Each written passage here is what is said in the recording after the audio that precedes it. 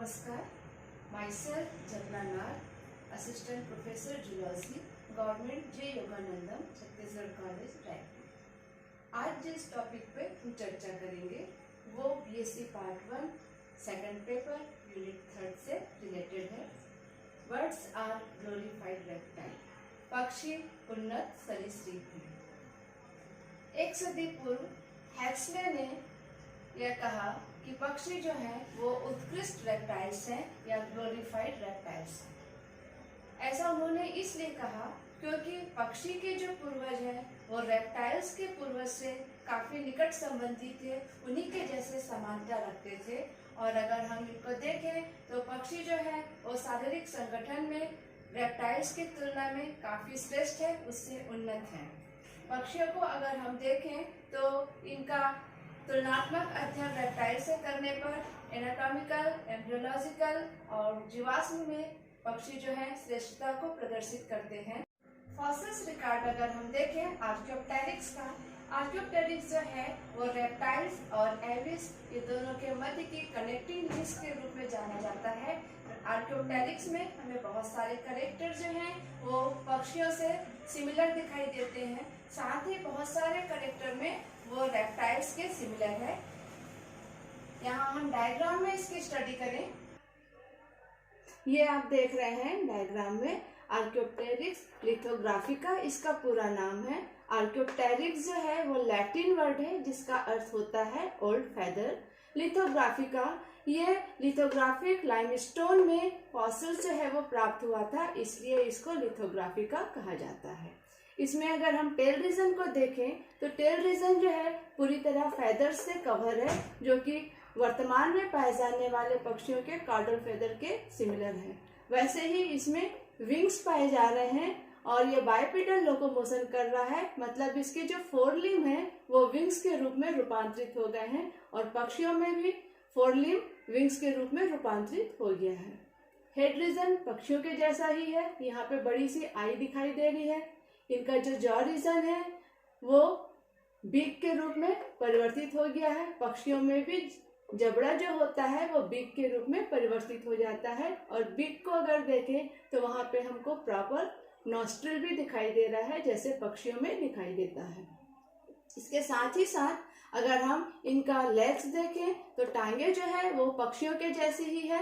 यहाँ पे हेलिक्स दिखाई दे रहा है, 3 उंगलियां जो होती हैं वो फ्रंट के पोर्शन में और एक अपोजिट डायरेक्शन में है, जो कि वर्तमान पक्षियों के सिमिलर है। और इस प्रकार यहाँ पर हम देखते हैं कि इसमें हमको पक्षियों के कैरेक्टर जो है वो दिखाई दे रहे हैं। इसके साथ ही साथ इसमें हमें रेप्टाइल्स के भी कैरेक्टर दिखाई देते हैं। इनकी बॉडी पूरी की पूरी स्केल्स के द्वारा कवर की हुई है।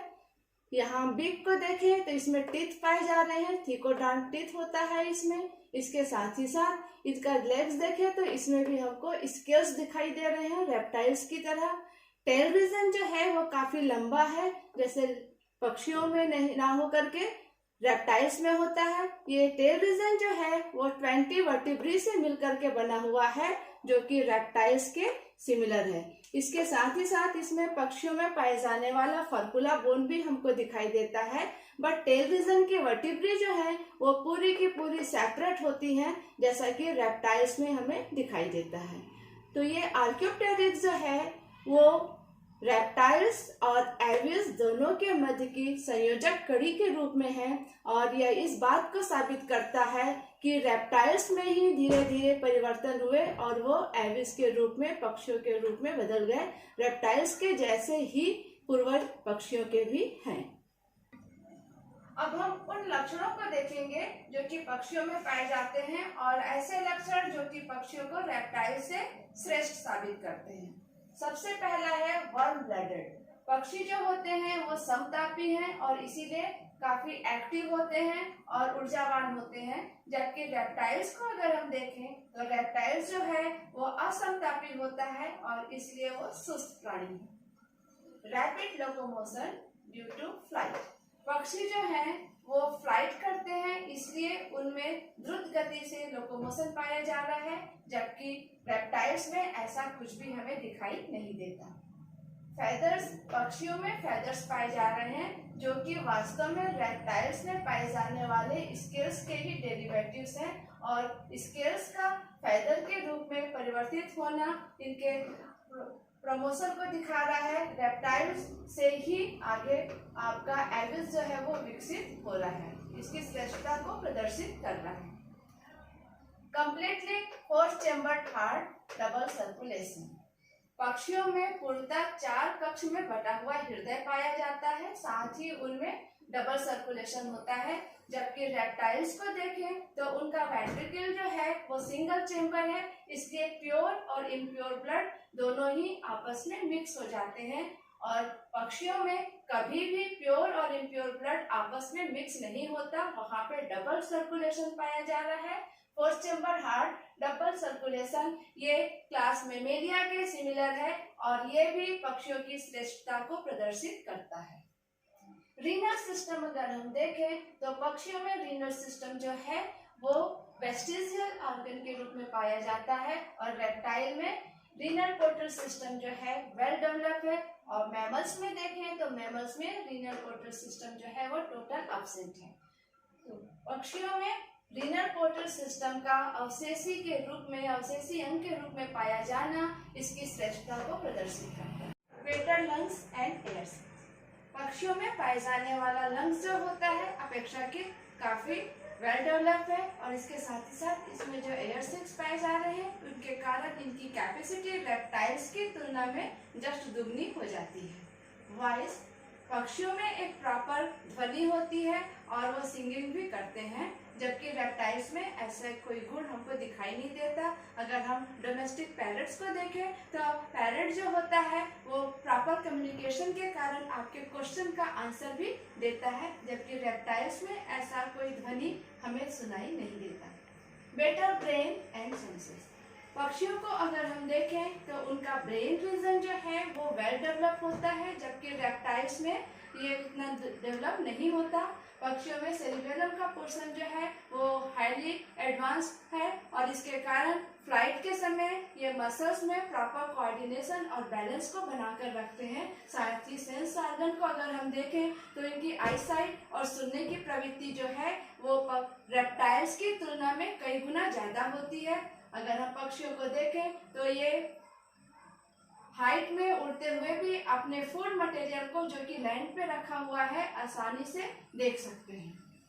बेटर सिस्टम्स, इनमें पाए जाने वाले विभिन्न अंगतंत्र जो हैं जैसे कि एंडोस्केलेटन, मस्कुलेचर, डाइजेस्टिव सिस्टम और रिप्रोडक्टिव सिस्टम, ये सभी रेप्टाइल्स की तुलना में हाईली एडवांस और वेल डेवलप होते हैं। इंटेलिजेंसी एंड बिहेवियर, पक्षी जो हैं वो एक अद्भुत इंटेलिजेंसी को प्रदर्शित करते हैं, जबकि रेप्टाइल्स में ऐसा कुछ भी हमें दिखाई नहीं देता।